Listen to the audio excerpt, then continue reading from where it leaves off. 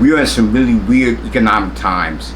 Some of the indicators that we're getting say the economy is getting better, but then you've got indicators that say the economy is getting worse. But rather than concentrating, I think, on unemployment and concentrating on inflation, we should be looking at debt. The worldwide debt is $315 trillion. We are in what I would call the midst of a rolling recession, which we're going to talk about in a few minutes. Every 100 days added to the debt is $1 trillion just for debt services. Now, how do we get here? Overspending by the federal government due to COVID with the American Rescue Act, extended unemployment payments, additional child care credits, Inflation Reduction Act, the CHIPS and Sciences Act. Some of this money is still floating around the economy, and that's keeping the inflation rate high. Now, to give you an idea on how much the U.S. owes in debt, which is about $35 trillion, I want to give you an idea on what $1 trillion really feels like, because human beings have a hard time when it comes to money, exponential growth, and time. So to think of it this way, LeBron James, you could pay him 50 years his current salary, which would be $1 trillion. $1 trillion is 10 times to the 12th power. Okay, if you took $100 bills and stacked them up, it would stack up 68,000 miles. As I said, the debt of the United States the national debt is about $35 trillion, not counting the $140 trillion of unfunded debt liability. We just recently sent billions of dollars to Ukraine and Israel, and that's going to impact us without any doubt. Inflation just keeps circulating through the economy. As far as the state of the economy now, what the government uses to judge how the economy is going is a couple of terms I'm going to go through. One is called the federal funds rate. The federal funds rate is the rate a bank lends its best customer, which in that case would be another bank. And that's done because banks, when they open in the morning, need to have a certain amount of reserves. And the reserves vary overnight. So that's the cheapest possible rate. That's the rate people really talk about when they talk about inflation. There's also called a prime rate. The prime rate is the bank's rate to its best customer, which would be a commercial customer.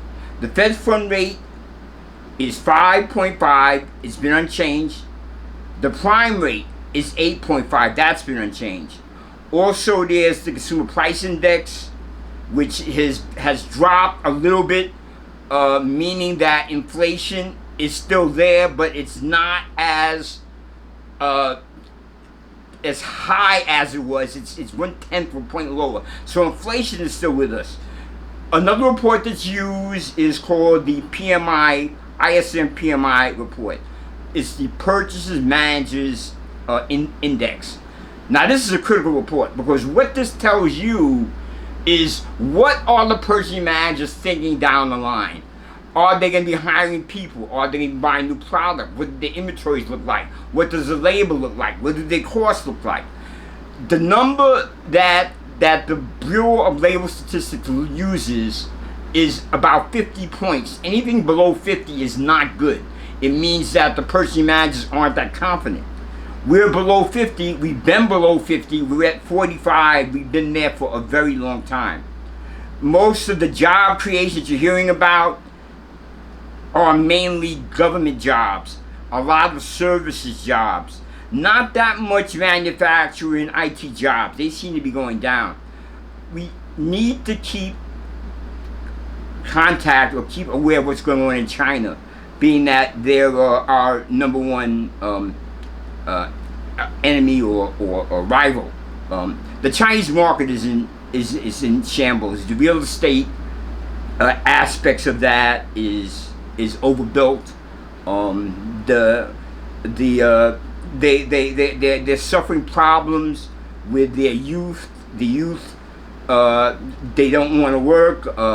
There's a lot of issues in China related to that, but they're still being aggressive. And one thing they've done is they've opened the first deep water port in Peru. This is part of the Chinese Belt and Road Initiative. The United States is very concerned about that because that can compete against San Francisco and the port of Los Angeles. So that's a really big concern. The Biden administration, to keep down gas prices, has again begun to take gas from the Strategic Petroleum Reserve. That is being done just for political reasons, to keep the price of gas down for the summer. The European Central Bank has cut rates. We're waiting for the Fed to do the next. We have about $1.7 trillion in credit card debt. The Biden administration still continues to defy SCOTUS and is still issuing student fund relief. The Russians have passed Japan in personal purchasing power.